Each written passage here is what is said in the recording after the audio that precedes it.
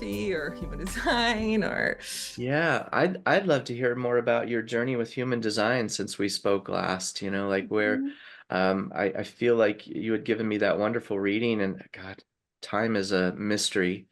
I'm not sure how long it's been. It feels like it's been a year and a half, maybe. I know it is a mystery, Uh, right? Because it feels like it was like yesterday. I mean, I'm yeah. still struggling with the fact that I've been in Colorado for 4 years and I was supposed to be here for like 6 months. So Oh, that, wow. Oh, so so it's possible it's even been years, but yeah, I would just be curious where your journey has taken you with that. Mhm. Like what kinds of things have evolved and with your readings and with your knowledge and the things you're interested in. yeah, well, it's definitely, I mean, human design is not simple. I mean, I think most people realize that, but it's so more in depth than just reading a chart. And I didn't really realize that as much. I've gotten into more of the cosmology part of human design, and Mm. it's kind of like how it was created, what was the purpose behind it, the things that are coming in 2027, because the more things that start coming true of what Ra predicted, I keep getting more like, oh my gosh, because I mean, it was like, I mean, he's literally says, I mean, the new human species is going to be born, and he gives like the date of when that's going to happen and how different they're going to be. And so, and a couple of things that he had said in the book, which is surrounded by the prophecy of 2027, which he doesn't even like calling it a prophecy because he wasn't a prophet. It was a message that was given to him. It's not like he just like says he didn't just come up with it. And he even called them cosmic fairy tales.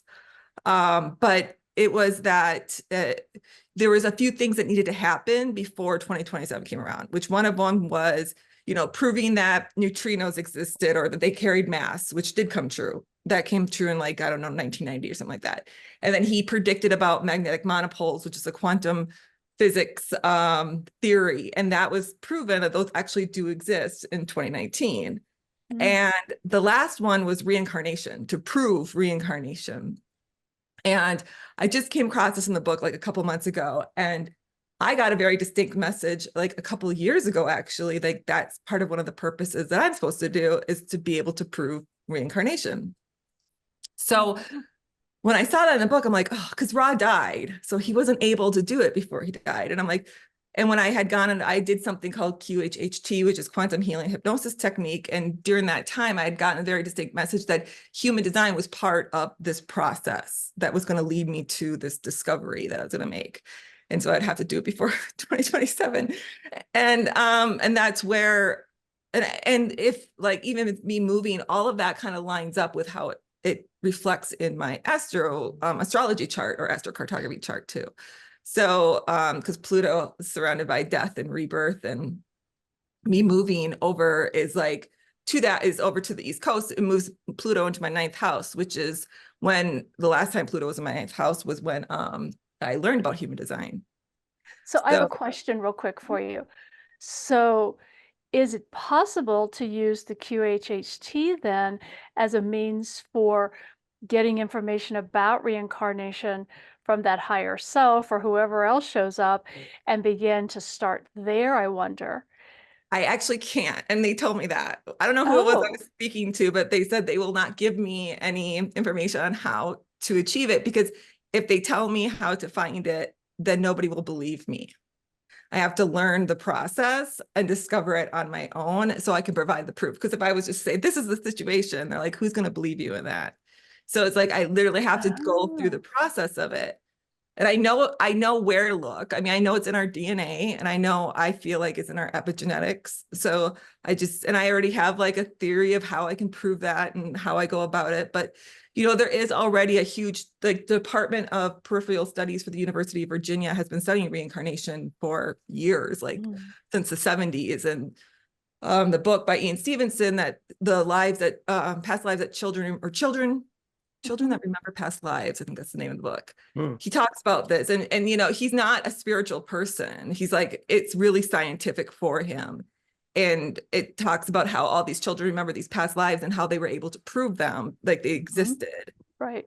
And he talks about it in the book too. And I only listened to this book in the last couple of months. And he actually mentions it in there that, there is a big piece of missing of how we become who we become when it comes to genetics or psychology, they don't really know what develops a consciousness, what develops our personality. They can say it's obviously trauma and childhood, and there is a byline for genetics, but there's still a missing piece. And he was saying, I believe that our past lives is part of that missing piece because of how he saw how children behaved. Now, up to age 7, we're in a theta state of our brain. And that's why children tend to remember past lives. And then they forget once they hit like that 8 years old. But what was really fascinating about this was that a lot of the children that they studied had biological markings on their body from a past life or some kind of birth defect. So like if they lost their arm in their last life and they were born with some kind of like mutation in their arm, or birthmarks of if they were shot and then there was a birthmark where that bullet was. So that shows that our body does manifest reincarnation in some way. So there has to be some kind of biological component that can prove that. It's just figuring out what that component is. So That's we'll fascinating. Yeah. It is fascinating. This is all news. This is new to me. Yeah. So, not that I want to move away from that entirely, but I'm curious, like, so say you're able to prove that in whatever way would designate proof, what happens in 2027? Well, a big part of it is that, it's kind of complicated, but the big part for human design aspect of it is that there's these things called incarnation crosses. So you have an incarnation cross, everyone has one, right? But it also plays out on a global cycle. So these incarnation crosses in the background, it's the background frequencies to what's going on in the world. And in 2027, and they change every 400 years. And so in 2027, we're switching from the incarnation cross of planning to the incarnation cross of the sleeping phoenix. And it's a big deal because it's completely 2 different types of energies. The incarnation cross of planning is about building structures and cities and governments, and it's very tribal. So government supports our individual lifestyle. We can go to resources and find them, and it creates religion and churches. And that incarnation cross came in around 1620, which is when the Mayflower landed, of course, on the United States, right? So it built the whole country here.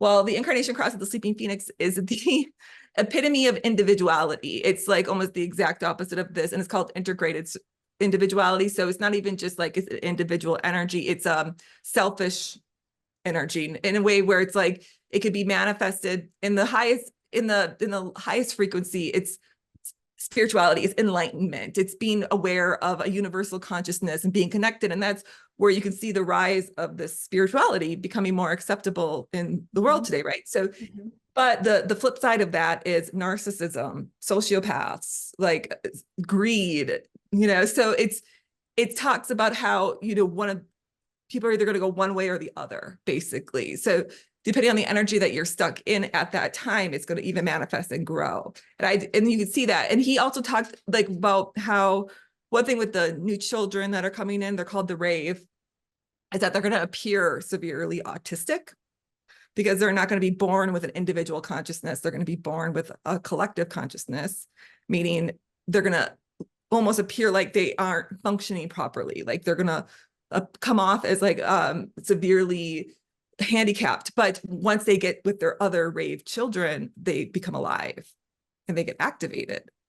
So with that being said, that's why he was saying, like, he talked about it, like there would be a rise in autism, which there has been like a 400% increase in autism. Now, granted that with that being said, the diagnostics around autism has changed. So it's not so much that it could be that it's more frequent. It's just like how they diagnose it is different. Right. But he also talked about a rise of the prostate cancer, which there has been as well, and they don't know why. But it's because there's a mutation that will happen within our emotional awareness center, because our emotions become an awareness center of enlightenment. We become emotionally connected to spirituality. We come to source or to the universe. So I have a question. Do you think that coincides then with other things people are saying about us transitioning to that 5th dimension? It could. I mean, absolutely. It's because he kind of talks about it as like, we're at the stage, like when Uranus was discovered in 1781, we actually transitioned into like no longer Homo sapiens, that we were Homo transiciens. So we're in between the Sagittarian body versus the rave body. And so it's this higher consciousness and we're in between it. So, but the rave, what's interesting is that some people argue about this, but if you read the original transcript to it, it talks about the rave's not going to really be interested in us. like they're going to be like, it's almost like, it's not like they're going to look down to us, but they're going to be at this higher level. They're not going to possess like emotions per se, right? Like when you talk about like interstellars, right? They talk about them kind of being on this higher level of consciousness, and where they don't need to feel the emotions because they're above them. And so that's what one thing with the rave. But with that being said too, it also talks about the fact that since we're switching these crosses, all of those, that tribal support that we had, all those governments, all those religions, everything like that is going to crumble. Mhm.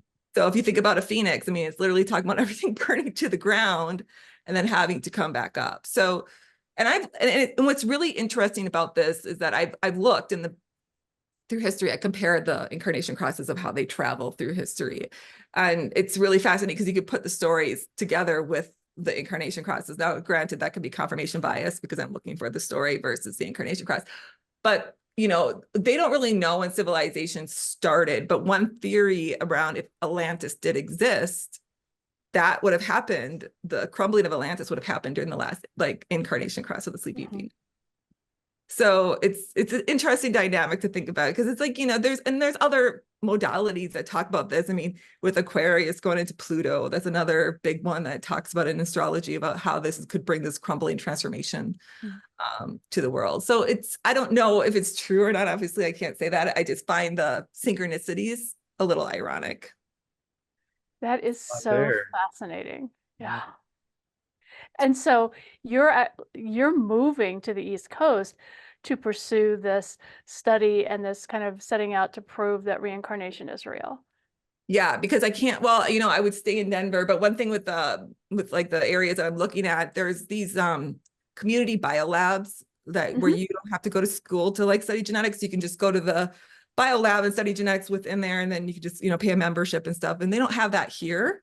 So, which I'm surprised. I was really surprised if Denver doesn't have that. But it's just basically, so it gives me a platform to start studying where I don't have to worry about like, you know, because I self-teach better than, I mean, self-learn better than I do like in a school atmosphere. I've always been like that. So the idea of having to go back to college and spend 4 years trying to study it when I can just read a bunch of books and try to do it on my own just sounds more desirable, to be honest. Yeah.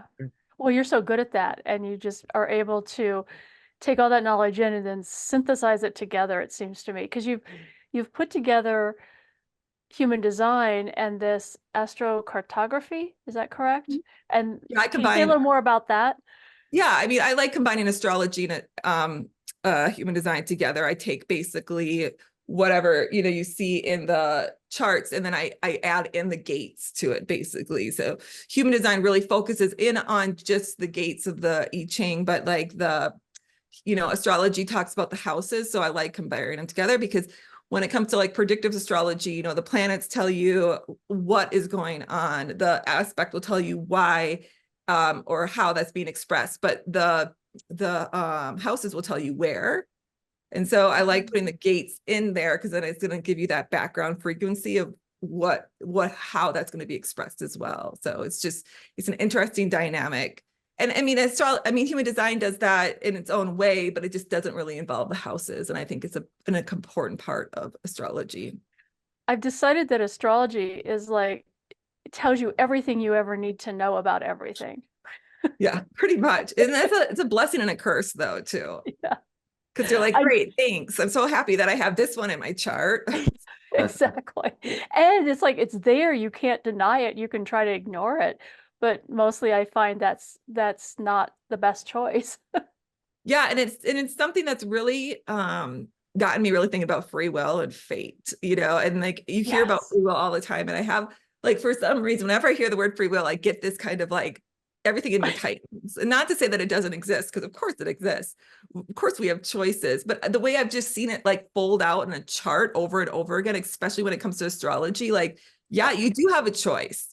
You have a choice that you could follow the path that you've been lined out for, or you can choose not to, but guess what? You're still going to end up on that path no matter what. Like, it's going to play out however it needs to. It's just, do you want to take the easy route, or do you want to fight against it? Because for me, it's like, how much suffering do I actually want to endure before I just give in and surrender?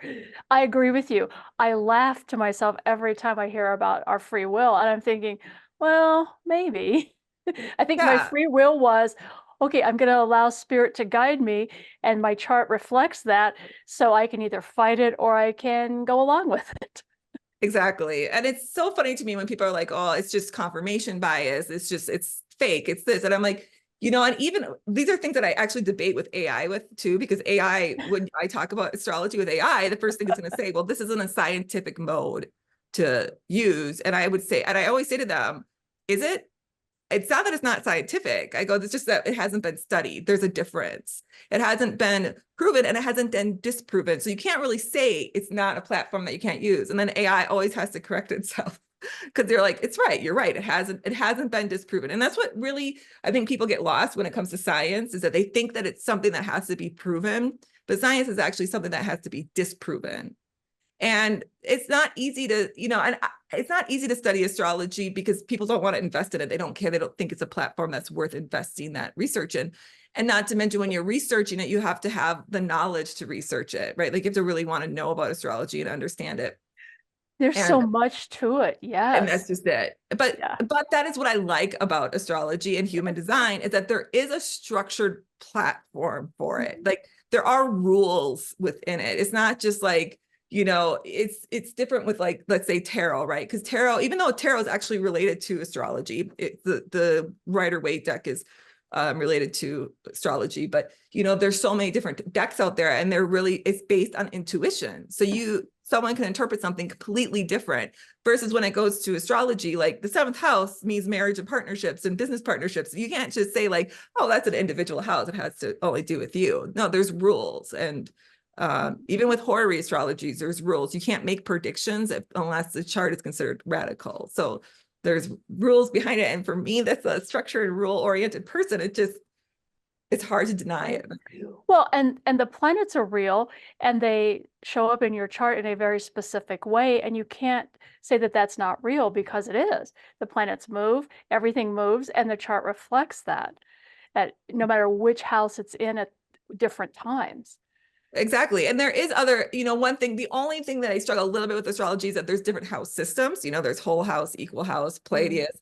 I personally, a lot of people use whole house signs. I personally use Pleiades because that's what works for me. It fits the chart. If I go to whole house, it still fits it though. It just expresses it itself in a different way. It still lines up because some houses do have similarities.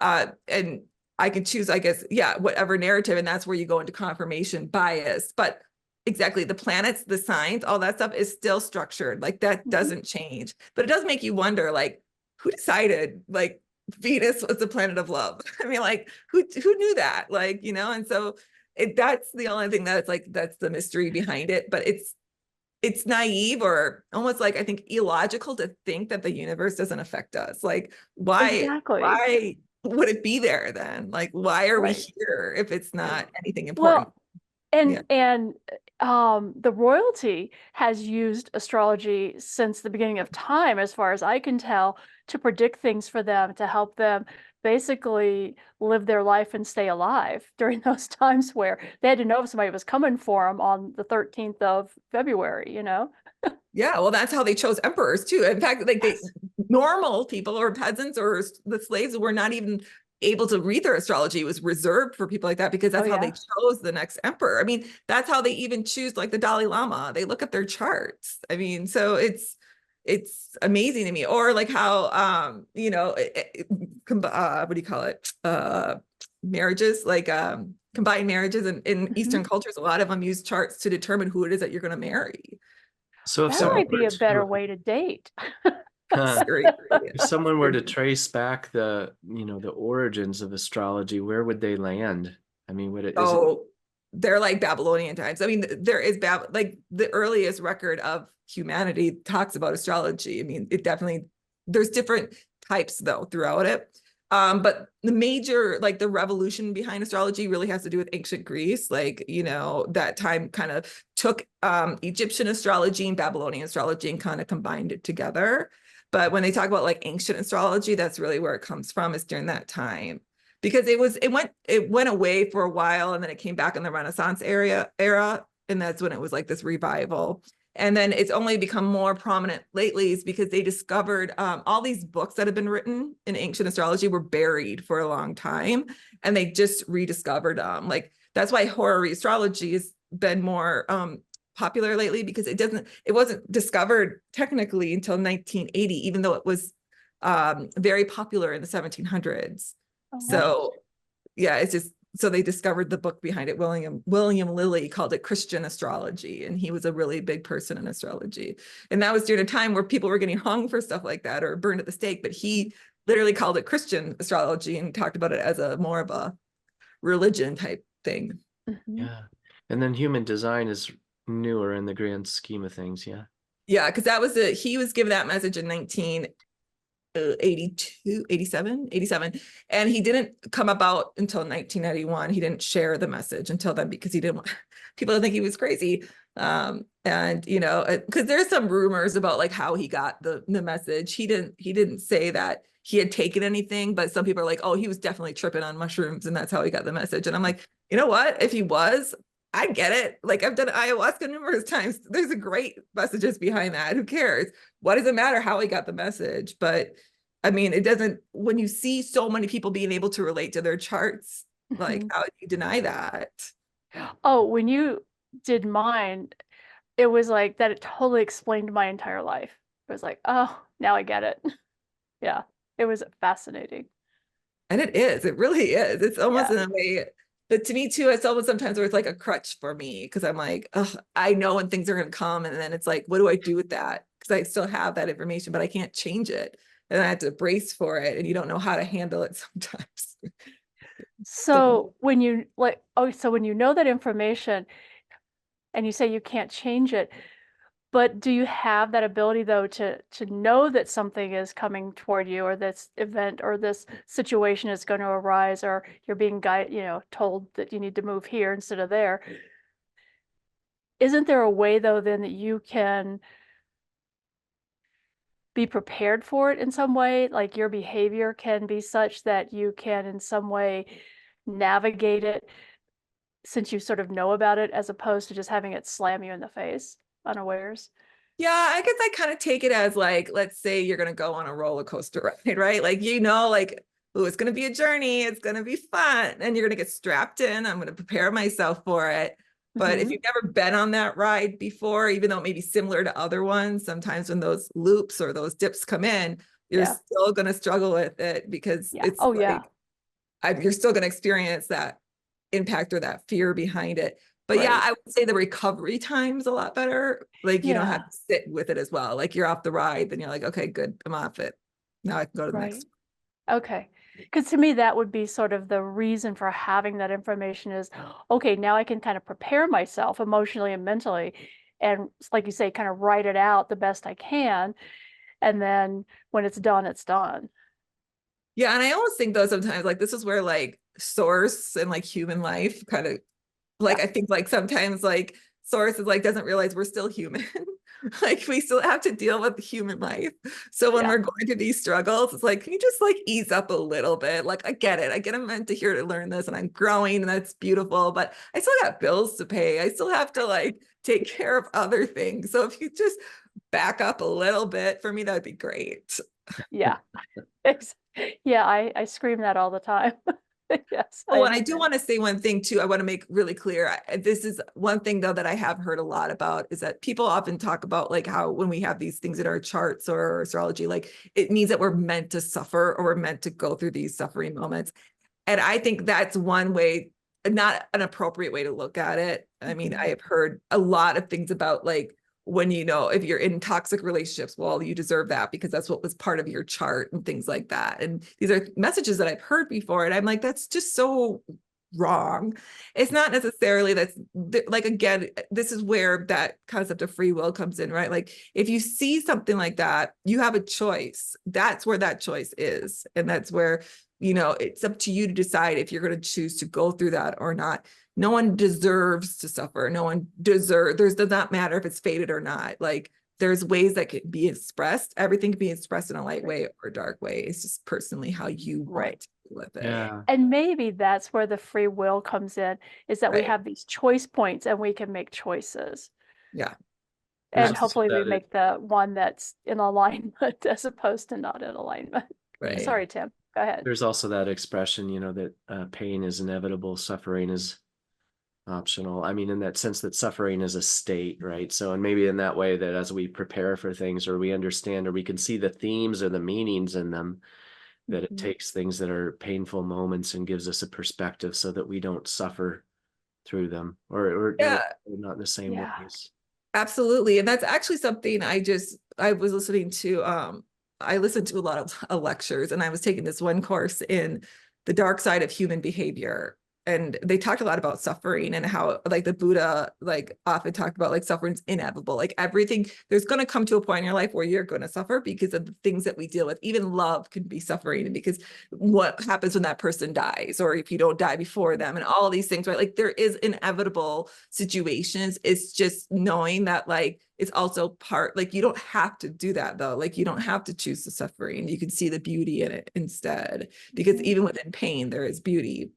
But of course, it's never like that when you're actually going through it, right? So, Suffering to me for me, becomes a victim mode, mhm. and I can feel the feelings, I can express them, deal with them in some way, and then move forward, where suffering keeps me stuck. And I get stuck in that loop of being a victim. It's kind of how I experience it. Yeah, and I think sometimes it's okay to play the victim. Like if you got to play it out for a little bit, like, okay, you got to play it out for a little bit. But there does come to a point where like, if you're able to walk, if you're able to learn, if you're able to breathe, like you still have the possibility of getting out of it. And trust me, like I have been and definitely stuck in those suffering modes, like sometimes for years. And Yeah. it took me a long time sometimes when I went down that dark path. But even within there, I was constantly fighting though to get out of it. Like I didn't stop. I mean, there's that's what therapy is for. And there's people, Yes. and I know not everybody has that, which is sad to think about, but there's always somebody that you can reach out to. I mean, that's one thing that's beautiful about the world today is that, especially with being on an online platform, there's communities like Awkwardly Zen and like things like that. I mean, there's ways that you can find people to connect with. Absolutely. Yeah, I would agree. Tim, did you have a question? I'm sorry. No, that's okay.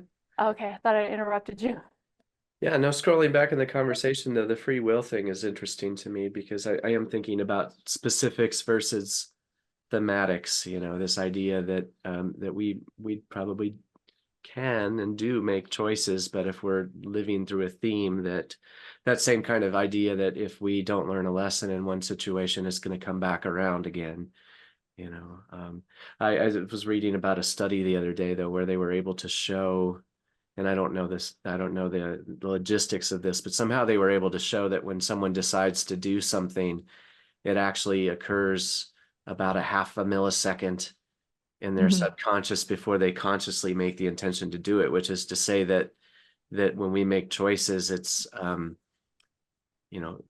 assuming that they're a conscious choice is kind of an illusion. Our subconscious is driving us through our patterns and our associations and our knowns and our unknowns and our life maps, and all of these things are actually running the show. And we believe that we're making these choices when they've already been made, in a minuscule amount of time before we consciously make them. It's already happened. Yeah, it's interesting. Yeah, and actually, I did a video on this actually on my YouTube channel about decision making, Yeah. and how it's called. I referenced 4 different cases of where we're not consciously aware of the choices that we're making and what impacts those choices. Childhood trauma will impact our choices without even knowing it. Social conformity and authority impacts our choices every day without us even things that you would never think that you would do if you had the choice.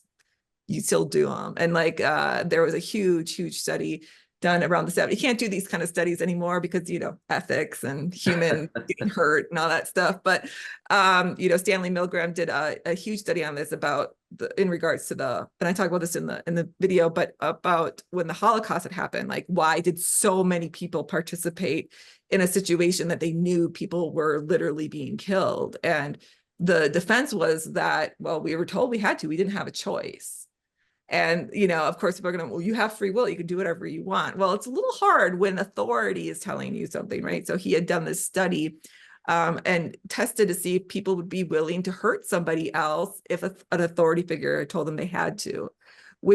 and this study was replicated over and over again with women, men, different cultures, different cities, different situations. And 2/3 of the time, people actively hurt somebody to a point where they would be killing them, thinking that they could be possibly killing these people. And they went forward with it because an authority figure told them they had to. Yeah. So if you think about it in a way of like somebody that looks at the Bible as an authority figure, that's going to influence your decisions. But yes, on a subconscious level too, our primal instincts drives our automation process makes the decision before we are even consciously aware of it. Even our political parties, which we choose, it has to do with primal instincts of fear. It's insane. It'd be cool. Yeah. Yeah. So as before we wrap up here, I'm wondering if folks wanted to get a reading with you or learn more about what you're doing in your path, where would they find you? They can go on my website. It's lessonsofcharity.com. And I also have a YouTube channel that I recently launched with that same handle, Lessons of Charity, which talks me more about my personal struggles and journeys. And then I'm going to start, well, I have already started, but putting some human design courses on there and lessons on there as well. So it's going to be just kind of a mix of a bunch of stuff that I deal with. People get to see my brain, which is pretty scary in there sometimes, but but it's magnificent. Well, thank you. Thank you very much. I appreciate that. Well, thank you so much for being here with us. Yeah, thank you Yes, guys. thank you. So good to see you. you.